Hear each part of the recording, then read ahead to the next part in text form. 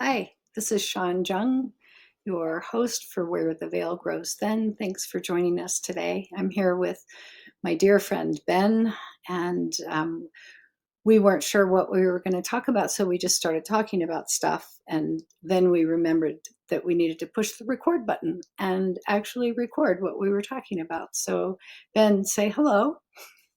Hello, and one of the absolute joys of my life is that you and I have these conversations, and we have such, to me, interesting and compelling and life affirming conversations that I forgot to hit record because I'm just so used to this is what we do when we talk. We have big conversations. You know, a lot of people, that happens to a lot of people. And I think when you're when you live in that place of what we were just talking about before we started recording, how when we are reminded somehow by something that we are mortal and that our time here is limited, every second of it becomes so precious. And many people get to a place where they put their time, what they give their time to, that little bit of time they have becomes so important, the most important thing.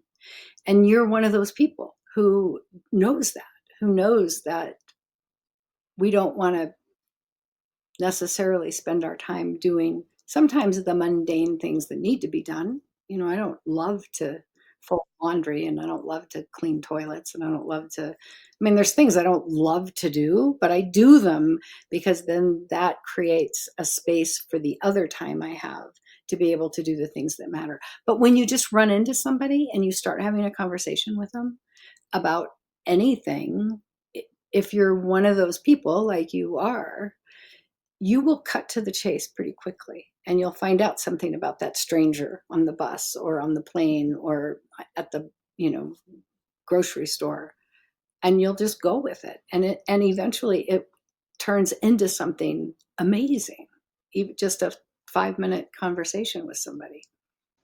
The thing that makes it amazing, in my experience, is that it is the most direct reminder that we are not alone, that we are part of a larger community, a larger organism, and we get to see our humanity reflected back in the faces of others, in the conversations of others. It's Have you ever had the experience where you've traveled somewhere far away from home and you meet somebody from your home area? It might just be the state, but like there's this immediate sense of camaraderie because we say, oh, they get me because they too are from this thing. And I think that's the joy of deeply connected, instantaneous conversation when you connect with somebody and you can skip past all of the introductory, the weather, the sports teams, all of that stuff, and you can just get into like, isn't it a trip that we're here and alive and can communicate with each other and we've both had our experiences? It's kind of an amazing thing. Shouldn't take that for granted. No. And sometimes you meet somebody and they're from a town where you knew somebody, not even your hometown or your home state, but, oh, I live on Hilton Head Island. Well, my dad lived on Hilton Head Island for 30 years. And that just takes us down this road of commonality and you don't feel alone. And it happens all the time when we're paying attention. That traveling provides such a great opportunity to realize the goodness of people everywhere as a default setting. Of course, I am not so Pollyanna to say, oh, well, everyone you meet always is good. It's not the case. Oh, But no. I, I have met wonderful people around this globe, and that's that's just a joy. Yeah. And you've just come home from traveling. You've been traveling. Yeah, I was in California for a couple of weeks, and then Arizona, and now I'm back in Wisconsin, where it was snowing a little while ago. A week or so ago, I was in, well, I guess no, it's 2 weeks ago. I was in uh, the Phoenix area, and it was almost 100, And right now, my computer says it's 37 here in Wisconsin. So yeah, it's that time of the year where there's nothing predictable as far as the weather in the Midwest goes. One thing that I have stumbled across, and when I stumbled across it today, it was forwarded to me by a friend, and I thought immediately, oh, this is somebody I want to talk to, but also this is somebody who um, I think would be a good guest to have on Where the Veil Grows Thin. There's a gentleman who received a diagnosis that he's got 12 to 18 months left to live. You can check out his website. It's dyingtoserve.com. And he is in the middle of volunteering in all 50 states this year. And his plan is to um, give back, to help, to, to be a part of um, volunteer efforts everywhere. And when I saw that, I wrote to him and I said, I think we're probably a pretty small cluster of people who have volunteered in all 50 states. I did that back in 2014.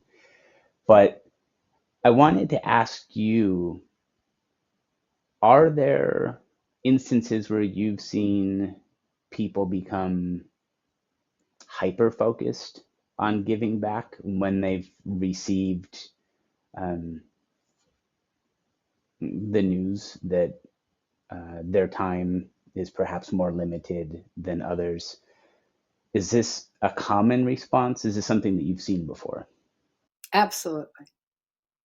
I think people who what I've seen is that people who are diagnosed with the reminder of mortality, whether it's a terminal illness or a potentially life-limiting disease, their focus initially usually is staying alive.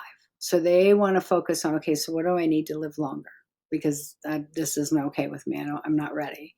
And so the initial focus is on what treatments or surgeries or options do I have to uh, slow this down or put it off to the side. But then it becomes obvious that, okay, and I've been trying to write something for Substack about this topic of why are we here? Like, why are we here? Why do we have this opportunity in this embodiment as humans to be on the planet? Because she doesn't need us. And clearly, right now, doesn't really want most of us. But why are we here? And what's the purpose of life? And so I've been trying to figure it out, trying to figure out how to write about that. And I think what happens to people when they're reminded that we will die, that focus sort of becomes like, okay, so have I done what I came here to do?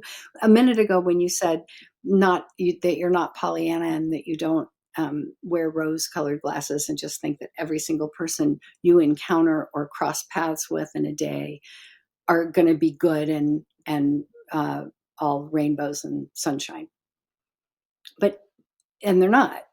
They don't feel that way initially. But every single person we cross paths with, if we cross their path and acknowledge one another, there's something there. Like, and if the person is unkind or um, hurtful or otherwise somebody that you don't want to be close to, there's still something there for us. It happens for a reason. I truly believe that everything does. I know there are people that just think that is the biggest crock of garbage, that everything happens for a reason. But I'm not one of those people. So even when an unkind person um, crosses your path, there's something for us to see in that. Usually it's a reflection somehow. Does that make sense? Or at least that's how I choose to see it, is that I'm something is reflecting back to me, something I need to. Yeah, it absolutely makes sense to me. And I, that consideration comes to me at a time in life when I'm trying to change some of my behaviors, some of my habit energy, because historically, if I came across somebody and I sensed that they were approaching with a negative disposition, um, it would have been my inclination to say, how can I help? What can I do? I don't like that you are unhappy. I don't like that you are mad. I don't like that you feel like the world is an unkind place. How can we change that? And I've done that to the detriment of myself on occasion. And uh, so when I do see those people now, I don't necessarily think they're a bad person. I just wish them well on their journey and hope that, I'm being presumptuous to even assume that I'm diagnosing them correctly of like, oh, that person's ornery or surly. It could just be that they're thinking about work and they're on their way somewhere and they're not they're not they're not smiling and they don't have to smile. That's okay that they don't smile. But I do recognize that no one sets out on this journey looking to be angry, No, looking to be mad, looking to be sad. no, I Life don't think so happens. either. So collectively, we can try to put out good energy into the world that it may find them and help them. And on a case by case basis for all involved, it's possible to step in and brighten a day. And it probably doesn't even require a large act of kindness. Sometimes just holding a door for somebody seems to make a difference. But um, yeah, the human connection is there, and that's kind of what's being reflected. Like when you were talking about those people and it being a reflection to you as the viewer, yeah, absolutely. We're seeing we're seeing that for any other day, it could have been us who has the mad look on the face or the scowl or whatever. Or us who need somebody to hold the door for us. You Yeah, know, we're absolutely. having a day that is not one that is, for the record books in terms of stellar beauty or whatever. Yeah, and then something happens. You cross paths with somebody who extends a kindness, sees you, looks you in the eye and says hello, or holds a door open for you. Any number of small gestures like that. And it reminds me, when it happens to me, it reminds me who I am and that, okay, this person just saw me and they just turned my day around and they don't even know it. They're not even aware that that made such a difference in my day. And then my attitude can shift or does shift, and the energy I'm putting out becomes more of what I want to see grow and not the energy of um, grumbling. We want to enter the no grumble zone if we can. No grumble zone. We should get some where the veil grows thin branded merchandise that just says no grumble zone.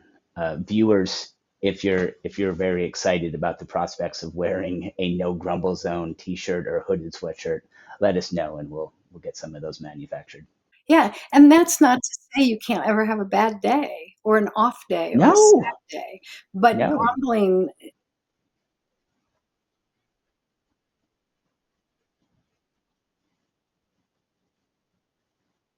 yeah.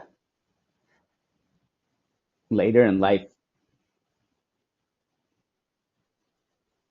yeah, later in life, I have taken to using the word fussy, that I feel fussy. Um, and I know that that's typically reserved to toddlers and to infants, but before I derail us completely, um, I would like to invite, and obviously I haven't talked to my dear friend Sean about this because it's all just coming up, but in the spirit of the gentleman who I was talking about earlier and volunteering across the country, I would love it if other people have stories of the people they know who have done something similar or who dove into a passion. And I would love I would love to hear those stories, whether we can read them on the podcast or perhaps even bring somebody on as a guest to talk about it. But I do think that it's such a, for me, my experience where I am now, it's such a beautiful reminder and a message of affirmation of I've still got some life to live, and I'm going to use it, and uh, I'm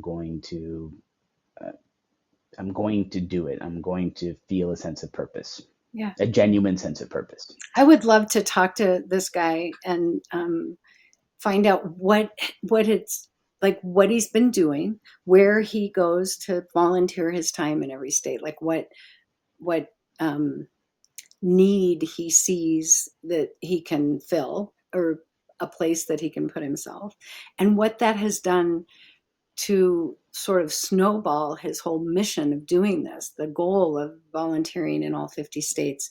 Each time he goes to a state and volunteers somewhere, how that feeds his energy to go to the next state and do it there, because Yeah, I'm sure it does. I'm sure that the it's so mutually beneficial when we do that.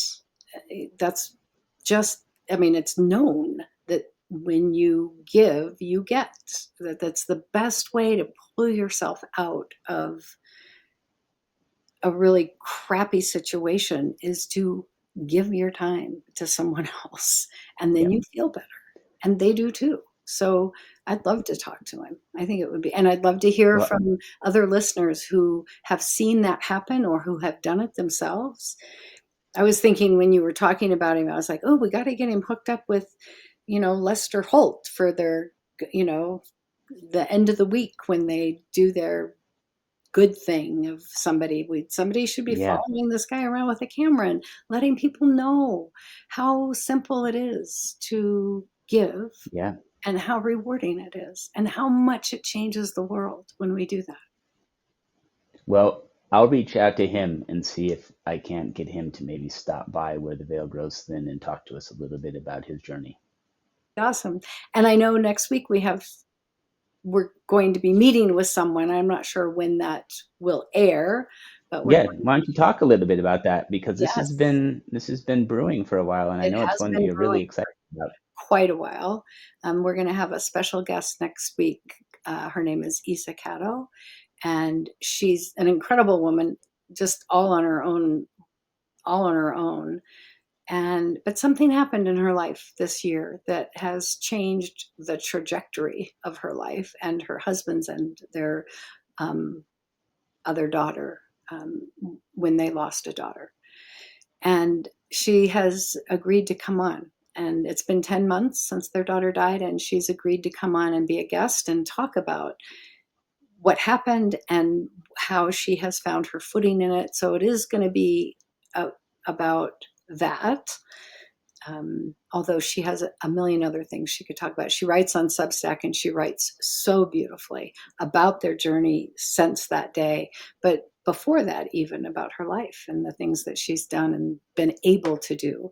And I think when, like, whoever this guy is that's going around to 50 states, and like you did, how did you make that happen? Like, so many people would say, I can't possibly do that, but you did it. You made it happen. It's not like you have buckets of money raining down from the sky to pay your bills while you're off volunteering in all 50 states, Yeah, but it works. The yeah, philanthropy of there's lots of different kinds of philanthropy. And some people do have buckets of money and they need something to do with it, so they help that way. Other people have this determination and understanding that their time is the most valuable thing they have to give, and that they start giving it somewhere. And some people do both. yeah. Well, it sounds like we've got some good episodes coming up, and I want to thank everyone for watching and remind them that Sean can be found on Instagram at Where the Veil Grows Thin, or is it just Sean Jung? What is your Instagram handle? Now, see, I'm screwing it up for the people. I think if you go to Instagram and put Sean Jung, I pop up. Okay. And she's writing regularly on Substack. I will have a link to the Substack page so that if you aren't currently subscribed, you can be. And we'll put a little bit of stuff in the show notes this week about the Dying to Serve project and our guest next week, Isa Catto, including her Substack. Yeah, good. Thank you, Ben, for coming home safe from your travels and reaching out and letting me know you were back and that we could get together. I'm really excited about next week's show. Pretty excited about what I'm writing for Substack this week. I hope I get permission from the people I'm writing it about to air it tomorrow, but that's my plan. So, and if I don't, Okay. that's okay too. I'll find Yeah, something. But yeah, I'm just excited to be here and to be with you and to have all these different vehicles of ways to get messages out to people. So thank you. Thank you. absolutely.